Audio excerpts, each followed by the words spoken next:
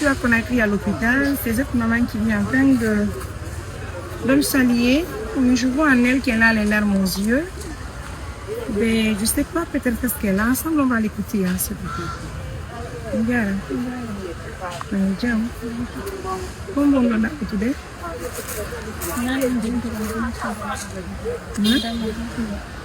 Ibu nani India men? Om wala niyo? Om sali. Om diana.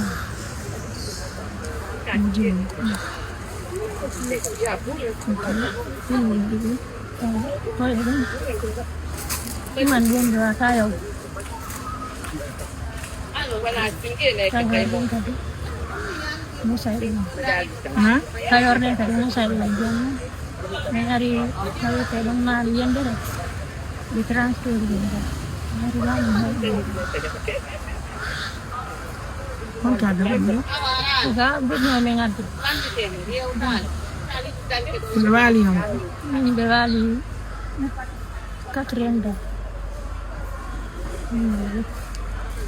Quando venne qui? Una sola. Come tu? Sai.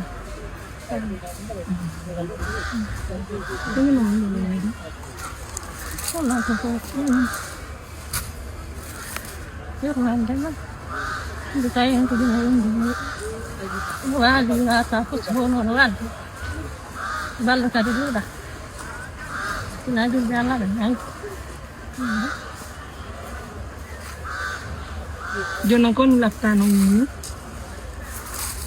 L'attano non fai baringan sai ko data ko ni rabe no ga no taw no ga ko ben dong e ma be woni yow tudu ni baringan ta ko data ko na sa wala ni ni la do non pam tu Io non con fallo nel mondo.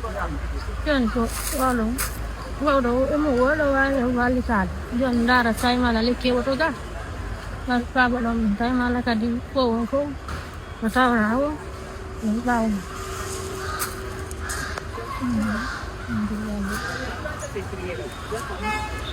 Mesdames, messieurs, plusieurs mamans sont dans des difficultés, plusieurs familles sont dans le besoin. Si toutefois on obtenait la chance d'avoir plus de partenaires, ça allait vraiment faciliter nos activités sur le terrain. Vous vous imaginez? Moi, je suis venue à Conakry pour une mission bien déterminée, notamment l'accompagnement des bébés siamois qui sont nés à Guégué. Je tombe sur cette maman aussi qui est dans le besoin, qui est venue de Mali Yembérin, voilà, Mali Yembérin. Et même en la voyant, on voit en elle qu'elle est dans le besoin. Son mari est malade ici, a donc hospitalisé. Elle est à l'arme et demande l'aide de tout un chacun. Vous, les populations, les partenaires de confiance, je vous supplie de regarder la vidéo, d'apporter un soutien à la maman. Même si moi, je vais effectuer tout de suite le déplacement pour Mamou, mais nos représentants seront à Conakry. Ils seront là, Inch'Allah, pour se rassurer davantage sur le cas de maladie du mari de notre néné qui est là. Parce que c'est ça aussi l'objectif de cette organisation, apporter de l'aide à tout un chacun. C'est ça aussi, en tout cas, la mission de cette organisation, assistance humanitaire d'urgence. Pour le cas d'aujourd'hui, même si on ne va pas faire beaucoup, elle nous a trouvé franchement dans une situation aussi complexe, mais que cela nous tienne. Il est de notre devoir de rendre heureuse cette maman. Même si c'est de l'apporter juste un petit soutien, assistance humanitaire va le faire. Donc nous avons un montant de 1 million. Et 2, 3, 4, 5, 6, 7, 8, 9, 10. 1, 2, 3, 4, 5, 6, 7, 8, 9, 10. 1, 2, 3, 4, 5, 6, 7, 8, 9, 10. 1, 2, 3, 4, 5, 6, 7, 8, 9, 10. 4, 5, 6, 7, 8, 9, 10. Million goto na do o million do har koy activité gonni na ubal no ko yayi no firta ko sati ka amen ara joni mudi mom mi wala be dambe afiyon mi ala ga ko mamu mi daki ko no chaque fois mi aray ko mi accenu la ronti be amen be ngade wona o sonna jodi do kanko ko représenter en Conakry o yayi o jewto mudi mom nan do direction ko fiwndi fi ma no hunto ta partenaire be amen 2 million goto ɗo ara yo wallitora e fini ñametima inchallah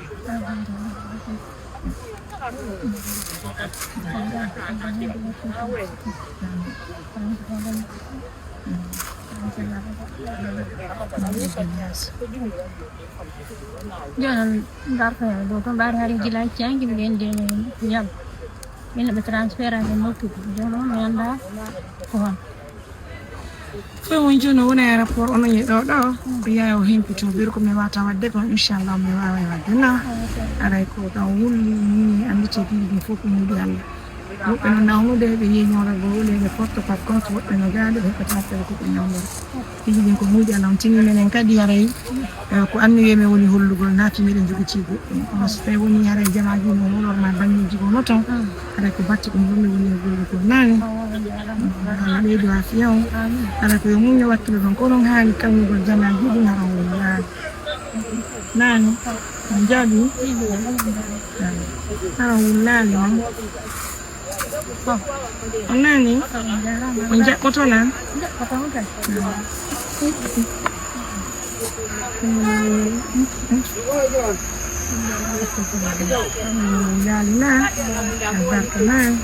donc enseigne on anda ko hono ñamata wallede nam alors monsieur si on l'assistait à nouveau je vous demande de nous aider assistance humanitaire l'une des meilleures en Guinée Conakry prix 200 €.